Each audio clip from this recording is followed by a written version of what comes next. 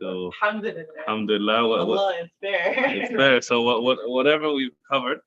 So I'm thinking like we'll have a written test like last time, but then we'll also have like actual practice into like using this in fiqh. Right? طيب, we're ready to go. بسم الله الرحمن الرحيم الحمد لله رب العالمين والصلاة والسلام على رسول الله صلى الله عليه وسلم. We are on page 28, القياس وأما القياس. Here is the end of the sources of Sharia, and qiyas we know it as analogy. So using analogies to come to proofs, to rulings. Out of all of the ones that we've discussed so far, the Quran, the Sunnah, the Ijma' and qiyas, the one that has the most debate is qiyas in terms of its usability in actually coming to rulings. It is well known that in the Zahiri madhab, this is an idea that is rejected with the claim that the Quran and the Sunnah have come with everything that we need in terms of hukum. So there's no reason for us to apply qiyas to anything. But majority of the scholars, the Jumhur, they are of the opinion that this is something that is allowed, and in fact something that is necessary as time moves away from the Quran, from the time of the Quran and Sunnah. So the closer you are, the less qiyas you need. The further away you are, the more qiyas you need, because of new things that are coming and so on. Sometimes qiyas is mistaken for ijtihad, which is, we'll talk about later, but the process of coming to a ruling in the absence of a nas from the Quran or the Sunnah or from Ijma'. Now, qiyas, the way that he breaks it down, he says, فَهُوَ رَدُّ الْفَرْعِ إِلَى الْأَصْلِ فِي الْحُكْمِ بِعِلَّةٍ تَجْمَعُهَا. This is the strongest form of qiyas. And it is that you have a far'a. And what did we say it was in the beginning? Al-far'a, ma yubna alayhi, or ma yubna ala ghayri. The thing that you built on the asl, you built onto it. Ila al-asl, so you take this thing and you bring it back to a foundation that is there, fil hukm, in the ruling. bi'illatin tajma'uhuma, with a illah that combines both of them. I think illah, this is the first time that we are hearing it, and all it means is, we'll say the cause. So if there's a ruling in the Sharia for something being, one of the 5 rulings, if a cause is presented to us in the Sharia, anything else that has the same cause will have the same ruling. For example, we know that khamr is haram. For what reason?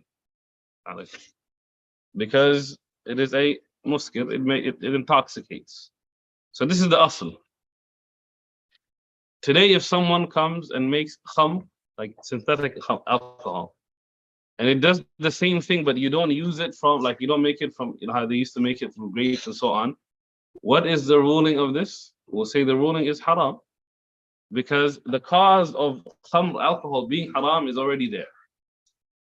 Or another one is, and when you look at really all of the other qiyas, you'll see similarities in between them. In essence, this is what you are trying to do. You find the reasoning and then see if the reasoning is why a certain thing has become haram or halal and so on. And then if anything comes up that matches it, you're going to give it the same ruling. Is this clear? Okay, let's go through it and it will get more clear. He says, وَهُوَ يَنْقَسِمُ إِلَى ثَلَاثَةِ أَقْسَامٍ, and it divides into 3. There's 3 types of them. 3 types of qiyas that you do. One is qiyas illah, the one that we just explained, where you know the reason why something has a ruling. And then وَقِيَاسِ دَلَالَةٍ, you have one that you have to get through inducing a ruling from a previous ruling that was there. And then وَقِيَاسُ شَبَهٍ, a qiyas of similarities.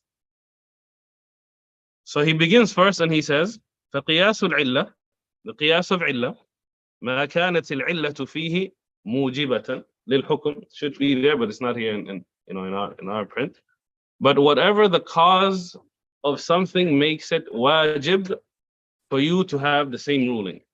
Like in the example of khamr, because it is haram. Why? Because it intoxicates. And this is from the words of the Prophet sallallahu alaihi wasallam, that khamr, whatever intoxicate in small, is haram in large amounts, and another hadith like this. So we know why khamr is haram. Anything that has the same will be given the same ruling. Is this clear? Today, let's say I mix a drink together. I mix this drink together and has a bunch of fruits, like fruit juices. And then I put alcohol. I give it a name. This is not like completely alcohol, but if like the result of this drinking this will do the same thing to you as if you just drank pure alcohol with no juices mixed in. What is the ruling of both of these things? Haram.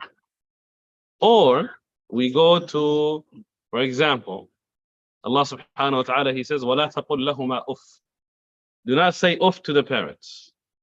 Is there a reason we don't say that? Like, why is Allah telling us not to do that? What happens when we say it? It harms the parents, right? Like there's this harm that comes from them, from this statement. So then you go from here, right? And this is like usually, the classical examples that they give you. Is there a proof in the Quran and the Sunnah of a person not being able to hit their parents? Like a clear command to not hit the parents. No such thing. But which one would cause harm more? Is it وَلَا تَقُلْ لَهُمَا أُفٍّ or the hitting? The hitting. But because there's an absence of, like, from the Quran and the Sunnah saying don't do this, then we say because Allah told us not even to say something that is less than it and it causes them harm, it is haram because it causes them harm. Everything else that causes them harm is haram. That's if you accept that the reason Allah says وَلَا تَقُلْ لَهُمَا أُفٍّ is because it causes them harm. Right? So this is the illah, this is the cause of it. Any questions? The illah is something. The reason. Not so not flawed, even the opposite, right? Like if something is halal and we know the reason it's halal, anything that would come and has like causes the same effect will also become halal. Even if the Quran and the Sunnah don't mention it. Right? Like this is what qiyas is, things you cannot find in the Quran and the Sunnah.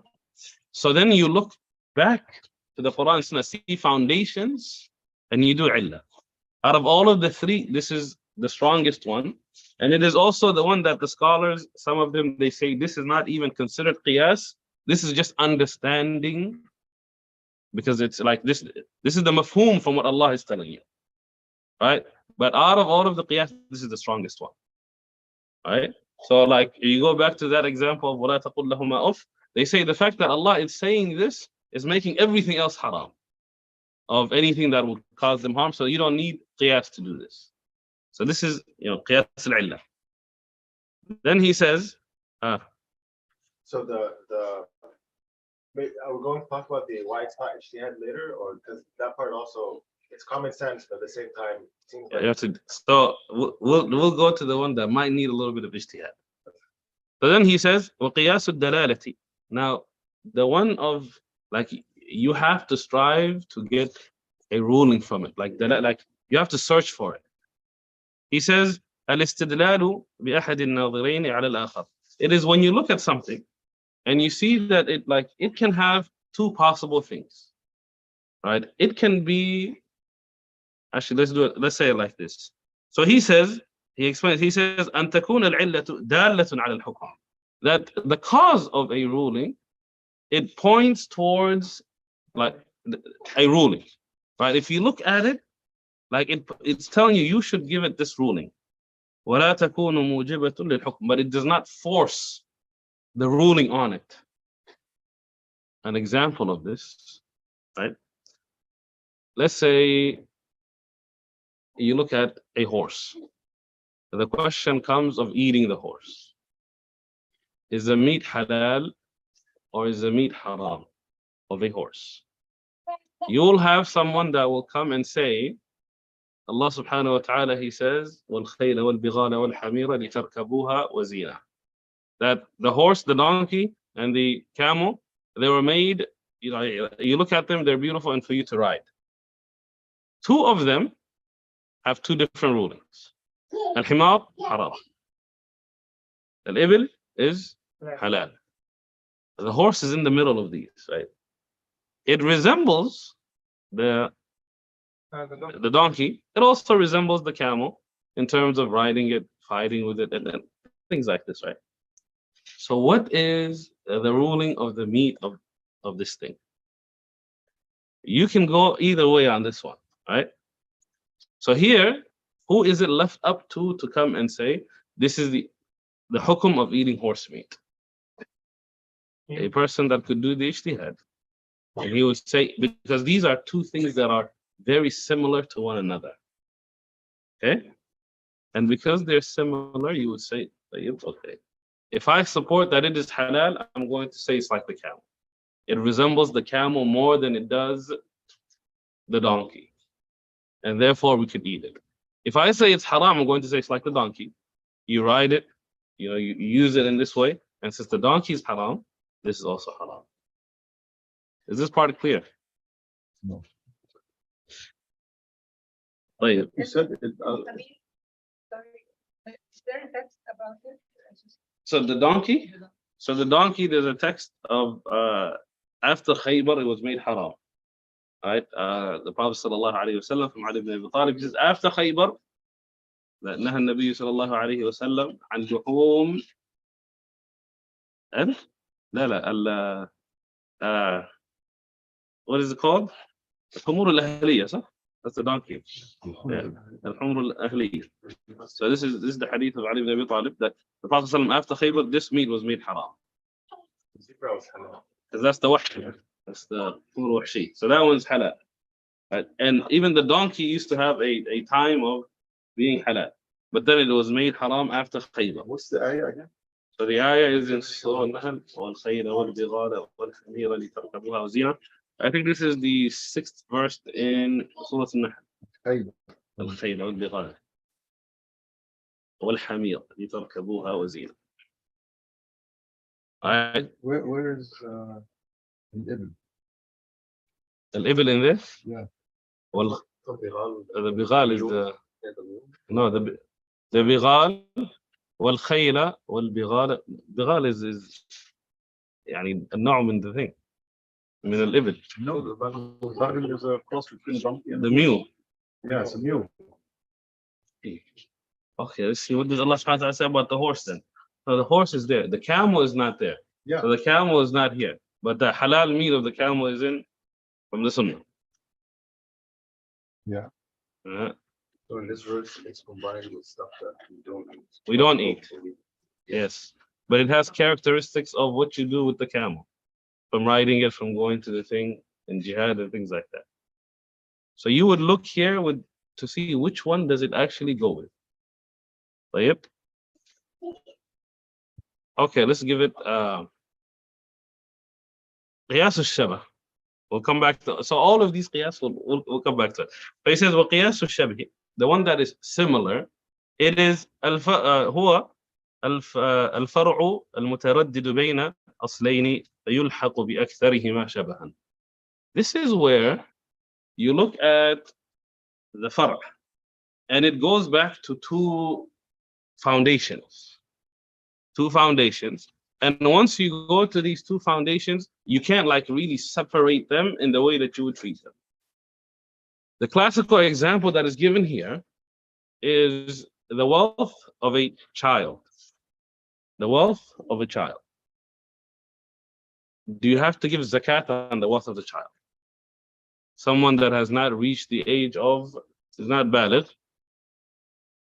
What is the hukum of this? So it is similar to the wealth of a baligh in the fact that zakat is given when a certain threshold is passed. Right? So the money is there needs to be some growing of the money and having to hold it for a year. So that is there. And then at the same time, the actions of someone that is not baligh, the Sharia doesn't, like, the commands do not concern them. طيب? What do you do with this wealth? The Prophet ﷺ in the Quran have not talked about this zakat. The scholars, you have two groups. The Hanafis, they gave the ruling that no zakat on the mal al-sabi. The wealth of the child, no money. You don't give zakat from there.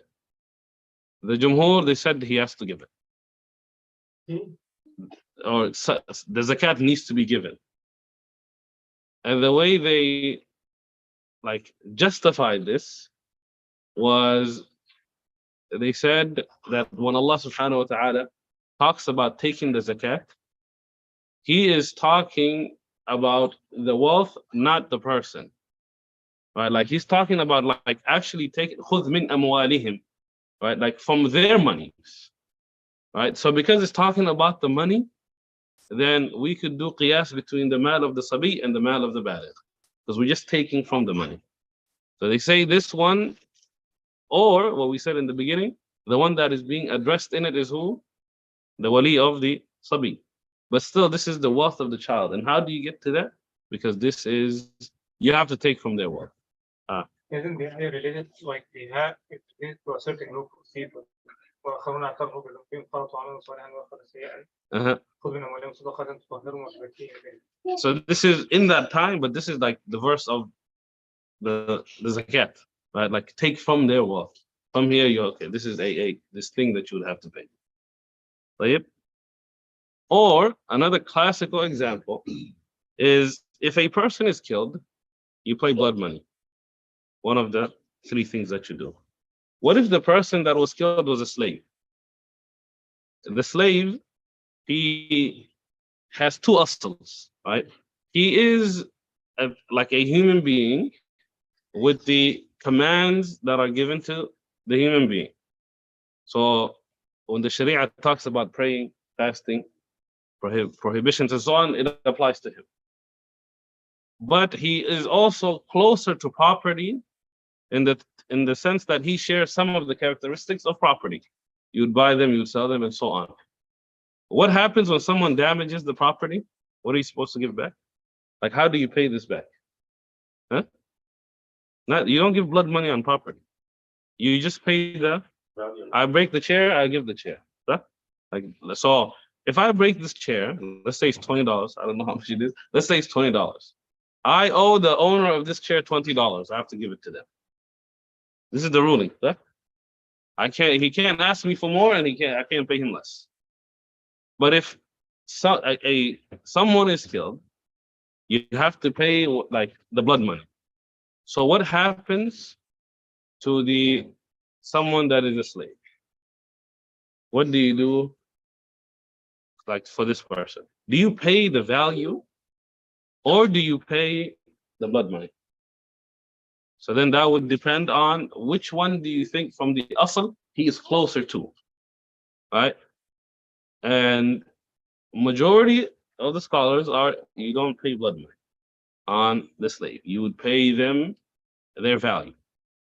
And this would mean sometimes their value would be more than the blood money because of who they are. And sometimes it would be less because of the characteristics that they would have. Is this clear? So you have two asls that you could go back to, but like it's hard to completely take one over the other. So it would depend on which one you think it is closer to. Out of all of the things that we've talked about, this is the weakest one.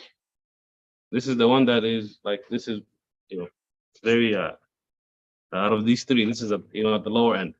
Now let's go back to Qiyas Illah. A better example to clarify it, the punishment of a slave woman that commits zina is how many lashes? It is half. It's half of what would be on the freed woman. How about the slave man? If he commits zina, what would be his punishment? 100 or 50? If you say 50, you would say the reason why she's getting 50 is because she's a slave. So this is the reason why it's 50. So therefore, because he's also a slave, it will be 50. Right? Because this is the cause of it. And since they share the same cause, the ruling, this is what is being applied to. Is it clear now? All clear? The woman, yes, yes. So the woman and the Prophet ﷺ, like Prophet ﷺ, they would only this 50 of it has been only to the man and the woman. To get to the man, because there is no proof in the Quran or in the Sunnah, we would use qiyas to get to the ruling in this way. Right? Those that reject it, they say the man, since he's not mentioned, he gets 100. There's nothing that takes him out of the 100 that has been prescribed. Yes. Can I also the same thing that fall under the best Shabbat where there's two roots, like it's either a slave or like the verse is something about a slave or something about a slave woman. So saying it's closer to So I guess it can be Shabbat too, no? So really, if you look at the qiyas, you could almost say all of them are the same. You could almost say every single one of them, they're similar. It is, we don't have an Islamic ruling from the Quran and the Sunnah on a particular thing.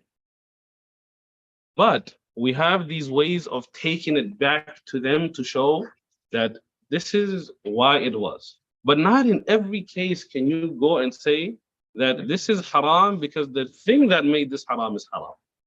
Then you say this is haram because it is similar to this thing that is haram. Right? And a lot of the, really, if you look in the Sharia, majority of the things that are haram, are we given a reason? We're not given a reason, right? Like we just told things are haram. The ones that we are given a reason, we know for sure. Like for example, Allah subhanahu wa ta'ala, He says, إِذَا نُودِيَ لِلصَّلَاةِ مِنْ يَوْمِ الْجُمْعَةِ فَاسْعَوْا إِلَى ذِكْرِ اللَّهِ وَذَرُوا الْبَيْعَ. Do we have a reason for why we have to stop transactions, trading? We don't have a reason. Like there's nothing that is telling us because this is why you do it.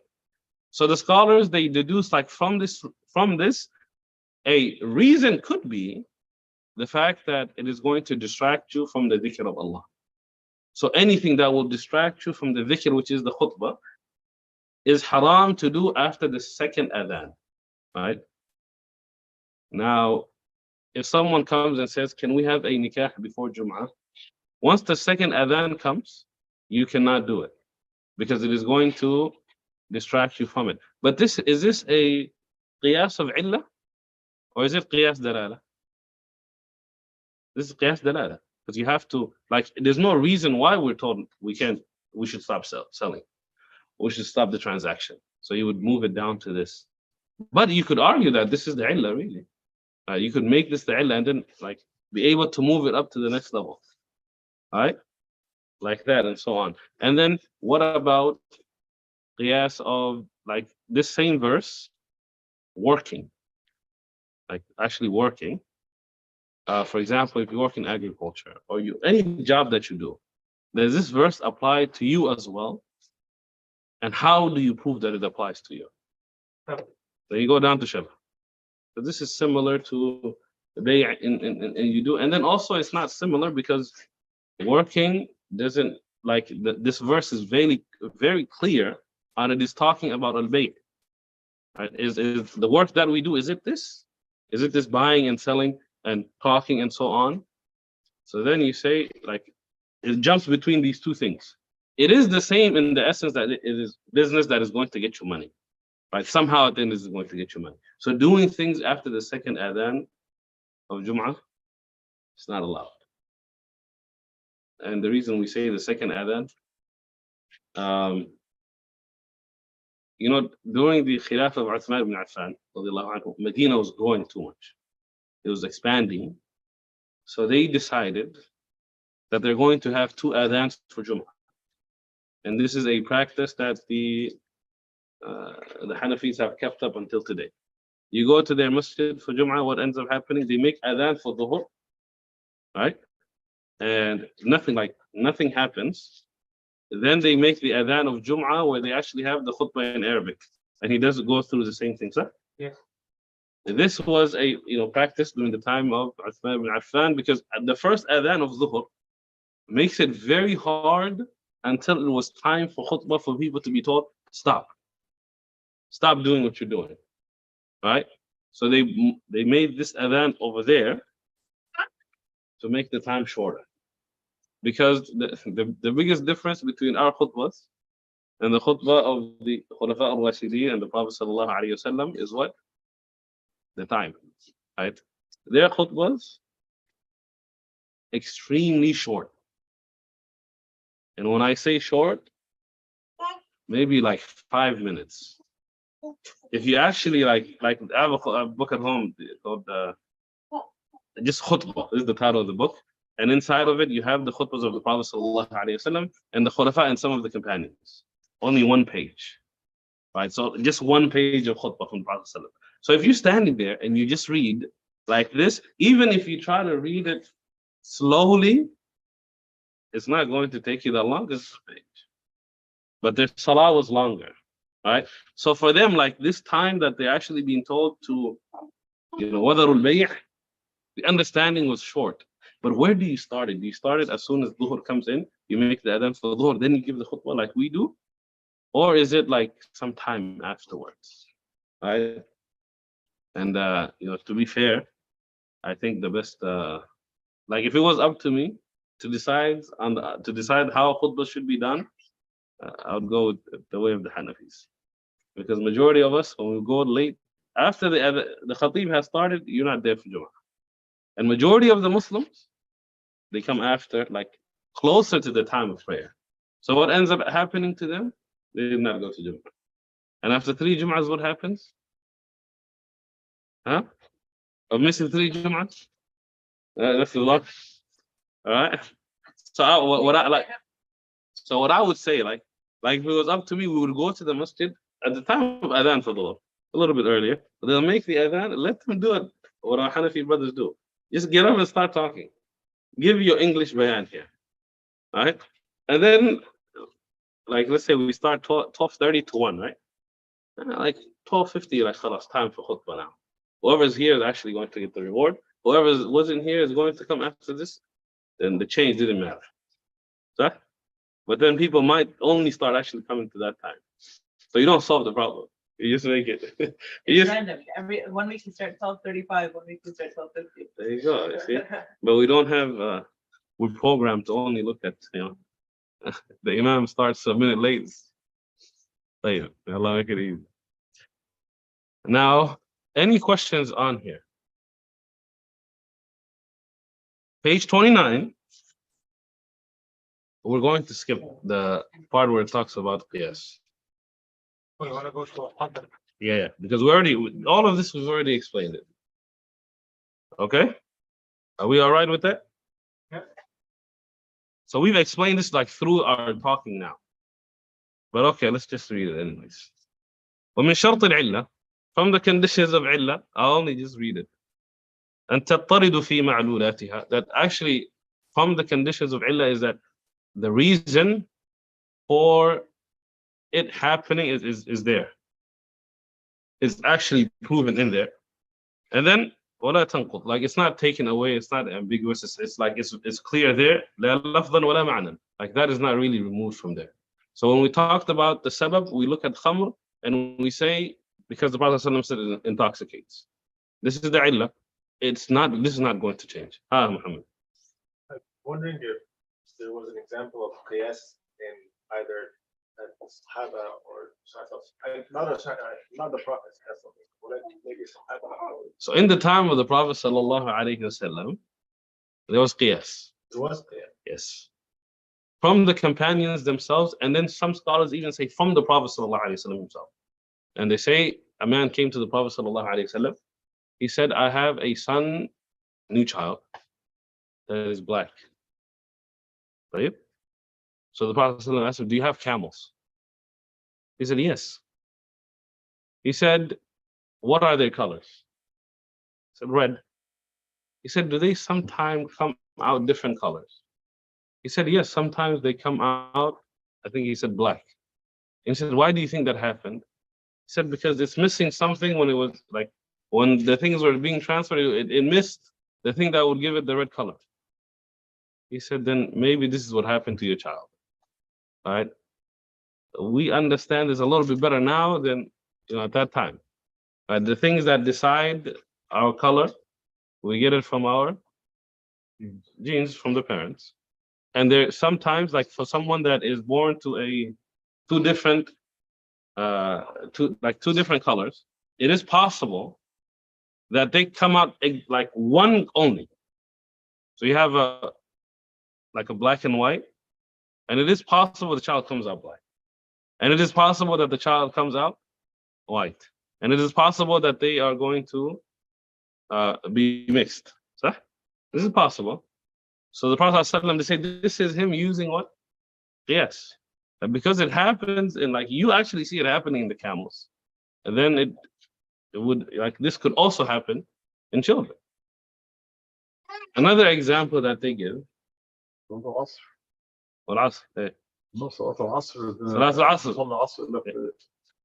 So Banu Qurayza, the Prophet ﷺ said, do not pray Asr until you get to Banu Qurayza.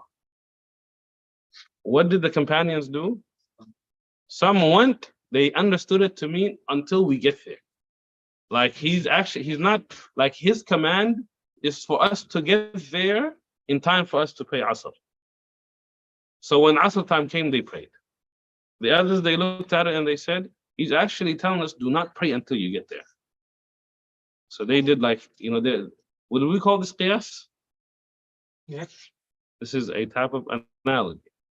Or is it the way they understood it? How's it fair? That's what I'm trying to see. Or we look at the example of a tayammum for when you're in al-junub. The Prophet ﷺ, he knows this. He was told about the man that was killed because he was told to do ghusl when he had an injury, and this caused him to die. If he were to do tayammum for junub, this would have been enough. And there were some of the people that were telling him this should be done. You should do tayammum because you have an injury and you can't use water. One of the things that removes, actually, not this example, another example of tayammum. A companion comes to the Prophet ﷺ and he says, I performed tayammum to get out of ghusl because the water was too cold in the morning. Too cold at the time of Salatul Fajr. So he went and he did tayammum. He couldn't bear this cold. The Prophet ﷺ didn't make him repeat the salah. This man, this companion of the Prophet ﷺ used qiyas to equate tayammum to ghusl. Because there's nothing in the Quran or in the Sunnah that's telling him that you can do tayammum for janaba, but he did it for janaba using qiyas. So in their time, this has the people that rejected the way that they respond to this claim that the scholars make of it being done in the time of the Prophet ﷺ and in the time of the companions, is that we don't call this qiyas. We call this the Shar'i ruling that came. This is the reason that happened to him, of him doing this qiyas, was for the Prophet ﷺ to tell us that we could do it. So the man didn't actually this is not actually qiyas, this is actually the Shar'i ruling. That you can do tayammum to get out. But they say no. But you have to apply it. Qiyas. So, but because it's the Prophet ﷺ, him actually saying yes to this action or approving this action, they said this proof of it is not a qiyasi proof. So it's for those that reject it. But for the people that accept it, you can, to be honest, we have no choice but to accept qiyas. Right? Allah subhanahu wa ta'ala, he says, وَلَقَدْ أَرْسَلْنَا رُسُلَنَا بِالْبَيِّنَاتِ وَأَنزَلْنَا مَعَهُمُ الْكِتَابَ وَالْمِيزَانَ لِيَقُومَ لِلنَّاسِ بِالْقِسْطِ. Shaykh al-Islam ibn Taymiyyah, he says, al-mizan here, what Allah subhanahu wa ta'ala is qiyas. Right? Because what do you do in mizan? You look at it and are they the same? This is what qiyas is. Is this ruling or is this thing the same as something that has a ruling? If yes, it has the same ruling. That is what it is. Right? And other scholars before him, preceded him in this. طيب. ومن شرط الحكم, the condition of a ruling, right? أن يكون مثل العلة في النفي والإثبات. The hukum, when you actually give this ruling of something you're using qiyas for, it has to be the same in the manner that it is like approving something or proving it being there or it not being there. So the approval and the rejection of a ruling, when you are using it in qiyas, like it has to have the same as the illah. So again, back to the example of khamr, like the new ones that are made, which is completely different in the ways that they used to make it, sah? Very different. All of these would have, like, even though all of the similarities are removed, but what you end up having is, because that has a hukum in that time, and this does the same thing, not going through the same process, it will also have the same. So in the proving of it, the hukum has to be the same. Then he says, والعلة, again going over علة, هي جالبة للحكم والحكم هو المجلوب للعلة. So basically the علة is takes over the ruling. And when you look at علة, it's taken over the ruling, meaning the ruling is there because of this cause. And the hukum is not taken over, like it's the one that is being taken over. Is this clear? So khamr, again, back to khamr. Khamr, you have, the illah is what? Intoxication. It's intoxication. Intoxication is what gives it the hukum of it being halal. If I call something today alcohol, مثلا, and it is not the alcohol before, or it doesn't intoxicate, is that what ruling do we give it? Even if we call it, like, for example, you have. They actually do that now. So you see, this is why I didn't want to. So not beer, right? So there's the beer like Heineken, zero alcohol and things like that. So not they do all of these. Now look at, there's like a Muslim winery in New York. So I don't even want to say this, right? Because I don't want anyone to go and say, let me actually look this up. And you don't know what happens after that. But they have it where they have alcohol-free wines. Huh? So wine, Juice. alcohol-free. This is It's available very cheap. Why go through this process? okay. So I asked somebody this. I was like, this is just really fermented juice, right? That's at the end of the day, that's what they call it. So what they do is, first you have to make the khamr, right? And then you go past khamr into again back to no. So they have this. I think it's called reverse osmosis or something like that, where they can remove the ethanol from it, right? So you move what does the intoxicating, but you're left with, again, like juice, right? You left with this juice. I don't know, but they're successful, so it means a lot of Muslims are falling. A lot of people are falling for it, right? So the illah in this, the illah is what is causing the hukum. Let's say this. The illah is the reason for the hukum. And the hukum is not the reason for the cause. So anything I call alcohol today, like this juice, we say it, right? We could say that the ruling of alcohol is not going to be applied to it because it doesn't have the same illah as alcohol, which caused the ruling. But this is only in things that you know the causes for. Okay, so I have a question on here because a couple of things. Number one is the word alcohol. So it's an Arabic word also, alcohol, and that came for the intoxicant itself. In chemistry today, when we talk about alcohol, it is not. It's not just the drinking thing. The drinking alcohol, but everything all else. the many different chemistries of what goes under alcohol. It's the OH in the chemistry. So el Sibirto, the one that we the rubbing alcohol is different than the drinking one.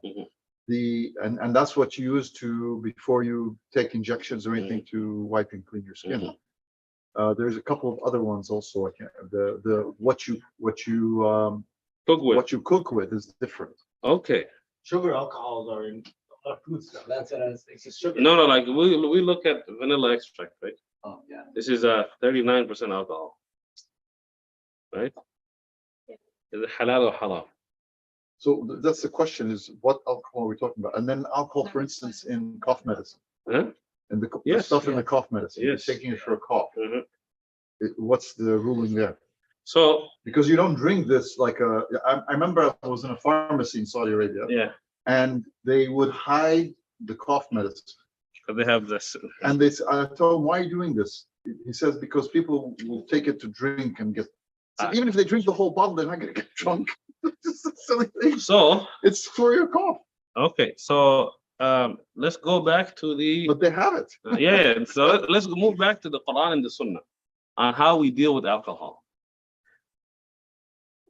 Why, like the Prophet sallallahu alaihi wasallam, did he say, ما يذكر كثير yeah, ما يكثر كثير يفهم قليل, right? Like what if it a lot of it is intoxicating, then a small amount of it is haram. Now, our question for all of these things: at what point does eating ice cream vanilla ice cream, right? No, just the ice cream itself, like, because this is right, like you have to do it together, right? How much of it do I have to eat until I get to the point of it intoxicating? Will there ever be a moment where this happens? No, you'll dehydrate yourself because you'll go to the bathroom so much. You'll die before it. Before any intoxication happens. Okay. Now, so in that, what do we say? Because of a lot of food, but Yeah, not because of Okay, so can we confidently say there's no amount of vanilla ice cream that will intoxicate us? Yes. That we can actually handle? Yeah. Okay. This morning I made French toast for my kids. I put this vanilla extract. How much of it do they have to eat before it's halal? Or even the bottle itself? 39% out, 39, 35 to 39. How much of it do they have to drink to become intoxicated? Is there an amount? I haven't 50 bottles. I don't know. What? So I don't think so. I don't think this will actually get to the point where it intoxicates you.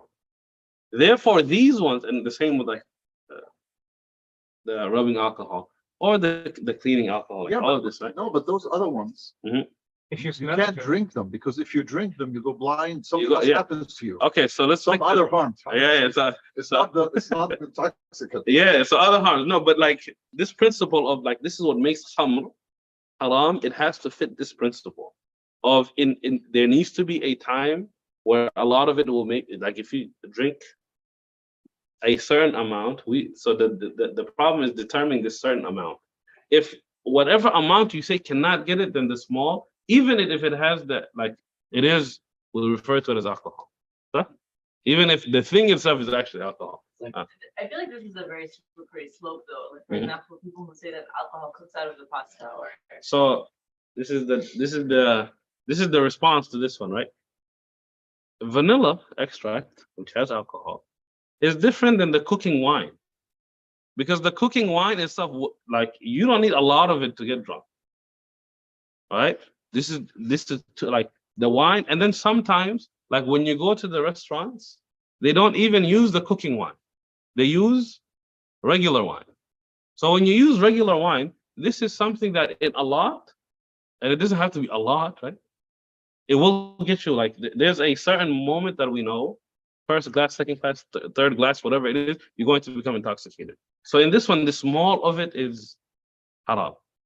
Whether it cooks out of it or not, you are not 100. Okay, Not sure 100%. we're not 100%. It's actually going to happen, right? So because of that, this little bit that is going to be left, right? This little bit, and then also the taste. Like what? Why do they add it to it? What does it add? They don't add it for it to just cook out of it. That would be for no reason. Something's actually happening to the food. So what about that part? So because of this, using not the one from the Muslim New York watching. I don't know why you would pour juice into the thing. So like that's how you would, because that fits into this principle that is there. if you eat 100 plates of pasta, you still wouldn't become intoxicated. Yeah, but the thing that was added, right? Which is different than like the vanilla extract that we're adding to our French toast, right? Because this, even 100 bottles of those, I don't think. Right. So go the other direction. Forget the stuff that's related to alcohol. How do you apply it to? Okay, let's go something halal. That's smoke. Okay. Things that are smoked or things that are injected in your body. Okay. So medicine, or are we talking something else? Illegal. Illegal substance. Okay, let's do. This is how you would go to it. No. We'll go with classical example. Hashish. Yeah. Halal or haram? Hashish. Mustard is. I thought that was our brothers in Jordan, but okay. This is what they're known for. Like, this is not something new, right? No. This has been here for a very long time, and they're the assassins. That's where they came from, sir. Right? Like, for those that play Assassin's Creed, the word itself comes from the people that would, right? Like, what did the scholars before give the ruling for it? Every single madhab says that's haram. Why? Because muskhir. It is muskhir. Because it's muskhir, same as al-khamr, alcohol. Whether it's small or a lot, eventually, so muskhir, what does it do? It covers the head, right? Like it covers the head. And this is why we call the headscarf the khimar. And then what do we call the horse that is white with a black head? See, you come to the Sira class. All right, the horse. Allah, you listen all the time. No, I listen. So what do you call? So that horse is called Muhammad, right? The horse white, but like different color body with a different head. Muhammad, because like you're covering the head. So anything that covers the head takes away your ability to, like, we'll say think, right? Like clearly think, we'll say it's haram because it is khamr. So we don't restrict it to only the alcohol that is no. Anything that can cover the head from the things that you eat, the things that you drink, the things that you inject, smoke, any of this stuff, haram. Okay, so now what happens to our the word then is the word khamr, and that root of that word khamr is the key, not the ingredient. No, that's what it is. We went to the ingredient. The was all about the alcohol. Yes. You went to the ingredient instead of to the actual thing. Yeah. Okay. And you got people confusing that. Mm-hmm. Yeah. So this is the illah of it, that it covers the head. Okay. Whatever does that, it has the same rule. Yeah. Like medicine. Before medicine. Medicine has a different thing. There's maximum there for that. Cigarettes. Okay. Cigarettes. Because I think it's important that we understand how we measure these things against each other, right? 100% haram. Cigarettes. The reason it is haram. But this is not the same idea. This is not. So this is outside of qiyas. When they say cigarettes are haram, they don't use qiyas for it. They use. What did they say?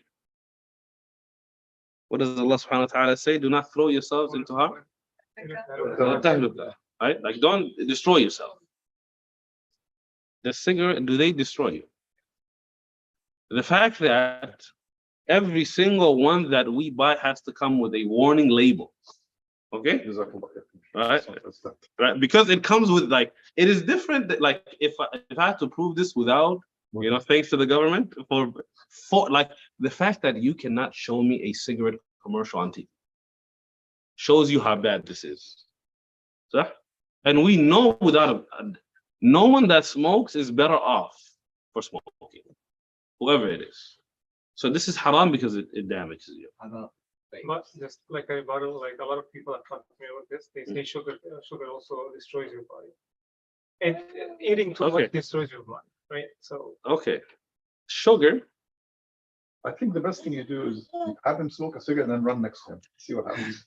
No. So think about this.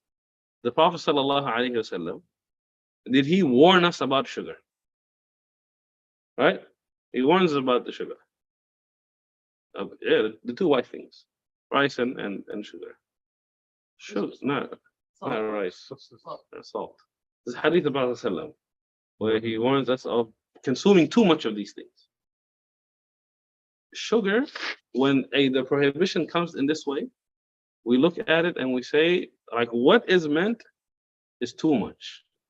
To consume too much. I've never heard.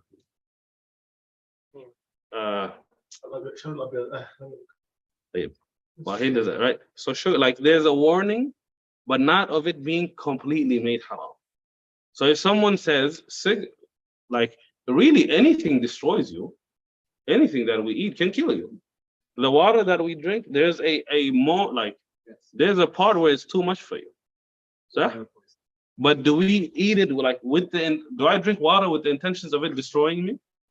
Even though it can, even though the French are made with it can do it to them. Whatever it is, if we do too much of it, it can harm us. Cigarettes, on the other hand, it doesn't matter.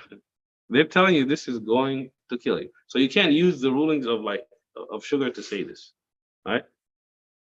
This is not Also, it's not a hadith. The Abyadain is not a hadith. There are other hadiths related to sugar and salt. I've never heard of that. Abyadain? Not Right. Abyadain, it is not. We'll look, inshallah. Any questions up to here? Also heard about smoking, like at the beginning when it was came to the Muslims, Mhm. they made it as a karaha because of the The smell, like yeah, before it was known about the all dangers, yeah. So actually, with this in mind, let's move to the next part. What's the question? No, I was gonna ask, so would you do, since cigarette is haram, would you do qiyas for vape? 100%. It's worse. It's actually worse than I think. This is worse than cigarettes. So this is even more haram. Right? And I think they just passed a law here, beginning of this year. Let me explain a few things to this. Mhm. Pipe smoke is too hot to take all the way in. Big cigar smoke is too hot to take all the way in. Cigarettes are cooler, they go deeper. Menthol cigarettes, they're very famous for the young kids smoking them. It goes even deeper because it's cooler. Vaping, you don't even feel the heat. It goes all the way to the bottom of your لا lungs. حول ولا قوة إلا It بالله. destroys destroys the air sacs. And vaping is known, people who've done very short time vaping have been in very bad shape, very quickly. Right. Much Allah faster protect than us. cigarettes. SubhanAllah. So you get the people with pipe smoke and cigar smoke, they get the tongue cancers and the throat cancers. The people with cigarette smoke, they get the lung cancers. So that tells you. So here we go. Haram. طيب. وأما الحظر والإباحة, as for something being haram or permissible, this is what he goes on to, and this is actually a perfect to go from qiyas to this. What is the asl ruling of something for you to come and give another ruling for it? He says, فَمِنَ النَّاسِ مَنْ يَقُولُ إِنَّ الْأَصْلَ الْأَشْيَاءِ عَلَى الْحَظْرِ. That there are some from amongst the people, obviously he is referring to the scholars, that say that the original ruling, the foundational ruling of something, haram. Is haram. إِلَّا مَا أَبَاحَتْهُ الشَّرِيعَةُ, except what the Sharia has came to make it permissible. Is this the one that we go with? No. Don't go with this. So this is, again, this is outside of things that the Quran and the Sunnah have spoken about. And things that are actually this one here, in al-asl, al-ashya' al-hadr, this is in ibadah, this is what we use. In ibadah, in the worship of Allah subhanahu wa ta'ala, everything is haram until you could prove that it is halal. So we don't do any movement or make any statement in the salah or in hajj or umrah in fasting unless we have a proof for it. Okay? Then he says, فَإِن لَمْ يُوجد فِي الشَّرِيعَةِ, if you don't find it in the Sharia ما يدل على الإباحة فيتمسك بالأصل والحظر. Then, like for the people that actually say that it is things, the original ruling is haram, if you can't find it in the Sharia, you don't do this action until you could find something that will tell you it is permissible. Is this part clear? So you can't study math, you can't study. So that's if it's al-hadr, if you take that one. Then he says, وَمِنَ النَّاسِ مَنْ يَقُولُ بِضِدِّهِ. And there are people that say the opposite of this, which is أن الأصل في الأشياء على الإباحة, that things originally halal. permissible. Everything is permissible. This is outside of ibadah. So everything is permissible.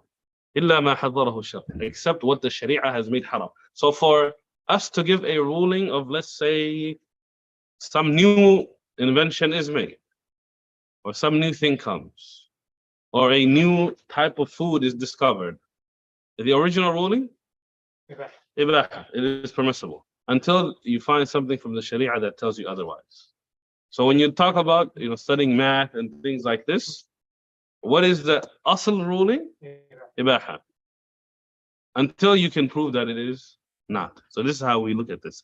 And this is if we combine these two things like this, al-hadr fil ibadah and this in al-muamalat would be okay.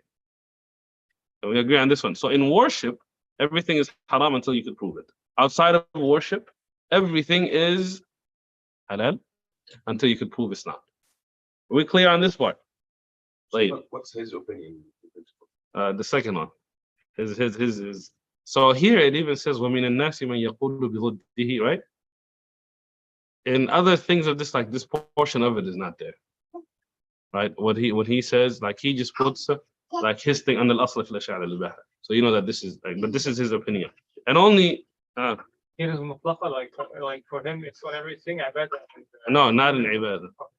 And then the other thing, there's some scholars that he hasn't put here, where the original ruling is a tawaqquf, stopping, not deciding whether it is allowed or not allowed until you could prove which one it is. Right? So there are times where this is like better to use. Actually, all of these you could use depending on the situation you find yourself in. So, like today, if I went to China, or if I went to Japan and these places, and we come to the eating of the meat, which one do I go to? Which asl should I use? I wouldn't eat these. Then, like, I would stop and then try to prove something. But Dog meat. anyways, خلاص. I think you guys get this is clear, sir? طيب, let's go to the next one. He says, ومعنى استصحاب الحال. This is only for the Shafi'is. Like this استصحاب الحال. He says, أن يستصحب الأصل عند عدم الدليل الشرعي.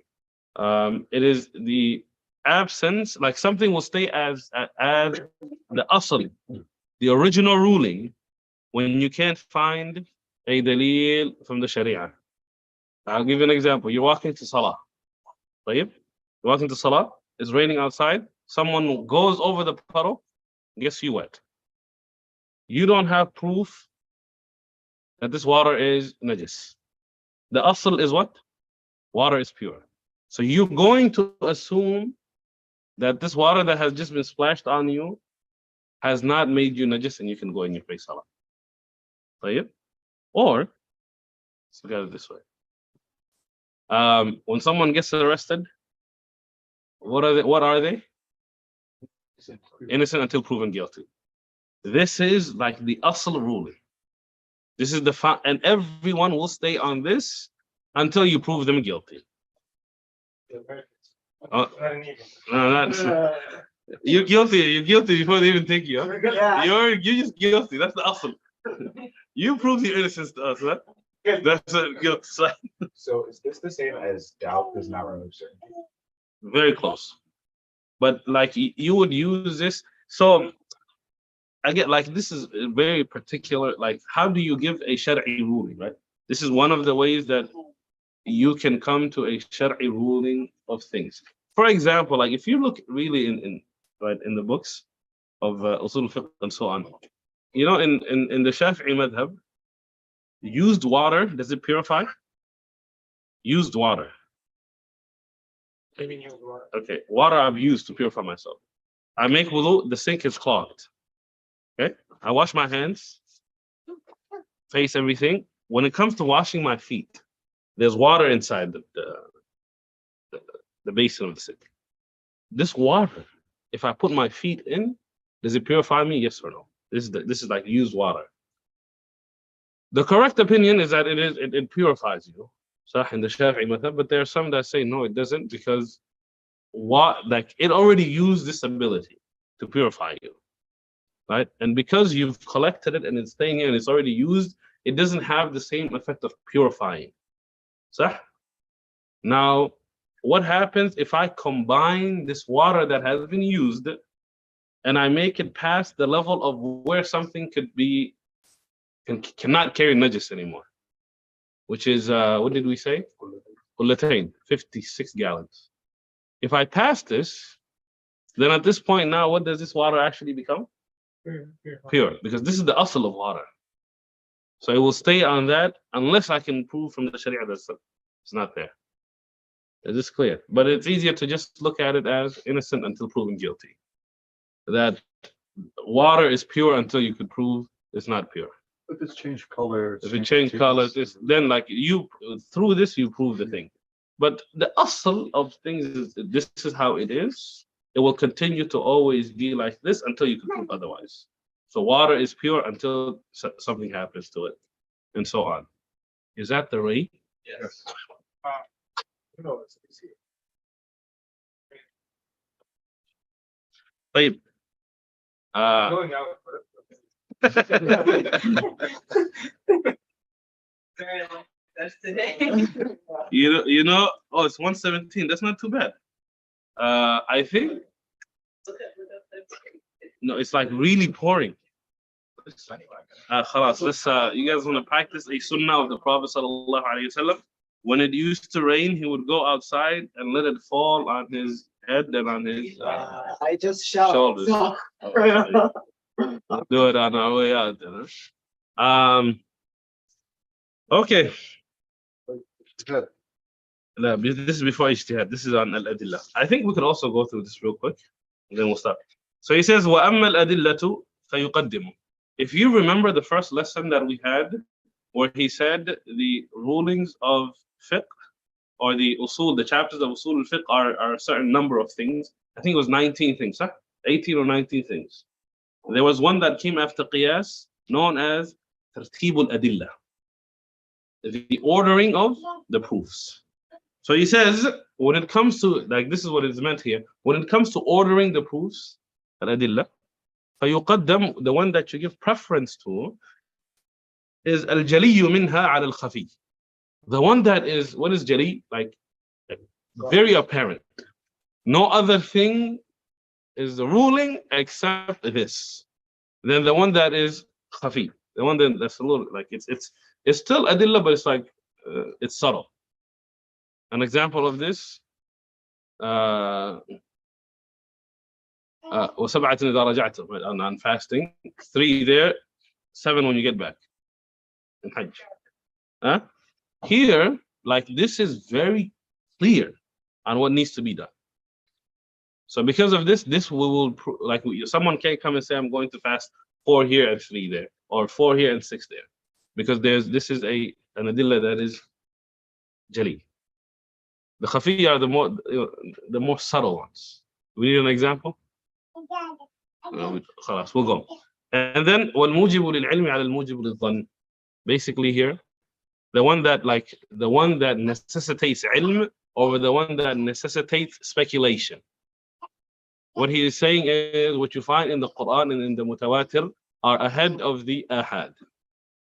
Right? Ahadith that are ahad, when it comes to how you strengthen one the other, this is what he's saying. This al-ahad, they're just giving you a dhann. An example of this is رفع اليدين, picking up your hands, like raising your hands في الصلاة. There's a mutawatir hadith from Abdullah ibn Umar that the Prophet sallallahu alaihi wasallam used to raise the hands and the takbir coming from ruku', going to sujood, and coming from ruku', like this hand raising, mutawatir. Then there's a hadith of Abdullah ibn Mas'ud of not raising except in takbiratul ihram. So what do you do? One is mutawatir, therefore it is like, it necessitates it being ilm, and the other one is necessitates, like, it's a dhann. So because of that, the one you give preference to is making raf' al-yadayn in these different mawaqif. And then Sorry, the one you give preference to, which one? the one that the mutawatir, yeah, the one that's mutawatir. والنطق على القياس والنطق على القياس. Whenever Imam al-Juwayni says النطق, what is he talking about? Quran and Sunnah. So that will always be given preference over qiyas. So this also tells us qiyas cannot, like we said before, in abrogation, in takhsis and so on, it cannot do that. طيب? Then he says والقياس الجلي على الخفي. And the qiyas that is apparent is given preference over the qiyas that is subtle. So out of the ones that we mentioned, which one would be given preference? Al-illa, qiyas al-illa, over the other two that are there, the shab wal-adilla. Then he says, فَإِنْ وُجِدَ فِي النُّطْقِ مَا يُغَيِّرُ الْأَصْلِ. If you find in the Quran and the Sunnah something that changes the asl ruling. And what is the asl ruling? Is he's talking about here? Al-ibaha. If you find something that changes this, then this becomes actually the ruling. إلا سيستصحب الحال. So what ends up happening is, if you don't find in the Quran and the Sunnah something that changes the asl of something, then it continues as being ibaha, because this is the asl ruling of things. Clear? Jazakumullah khairan. Is it still raining hard or? Okay, actually. Huh? There's a river. There's a river? Okay, actually, so this is for you guys. We can stop here, or we can continue maybe to the next page. And I mean, once we begin this, then let's just do this next week, right? Yeah. خلاص. Next week, inshallah, we will do the rest of this. Should take us about 15 minutes. The rest of the time, we're going to have a test. Can have a what? Test. I have Oh, the multiple choice. So we had. From the second half or everything? We're going to do everything. Everything, okay. So this is what we're going to do. This test will have two parts. One part of tatbiq, like practicing this, like actually seeing how we do this. The way that we did it last time was we looked at ahadith and ayats, and then we said, like, from what we have learned, where does this fall into? Huh? And then there will be actually like questions and answers that our brother still has right there, mashallah. That is what we'll do. It's all multiple choice, right? No, you had some writing. Some writings. Okay, so it will be like that. It'll be some writing. But let me just tell you guys right now, so I don't scare half of the people from like last time. There's no grading. I'm not going to look at it. We will grade them together just for you to have an understanding of this is where I am. Right? This is your better. Yeah. I did not say that part. I just stopped at this is my level. He said this is my bad level. So, طيب, جزاكم الله خيرا. May Allah subhanahu wa ta'ala forgive us for shortcomings. اللهم صل على سيدنا محمد وعلى آله وصحبه أجمعين. السلام عليكم ورحمة الله وبركاته. After that, we'll spend 2 weeks in the month of February on Ramadan, and then the 19th of March on Ramadan. Yeah, so I don't know what we'll do when it comes to like in Ramadan itself. We'll get ready for Ramadan, inshallah. Do we want this actually?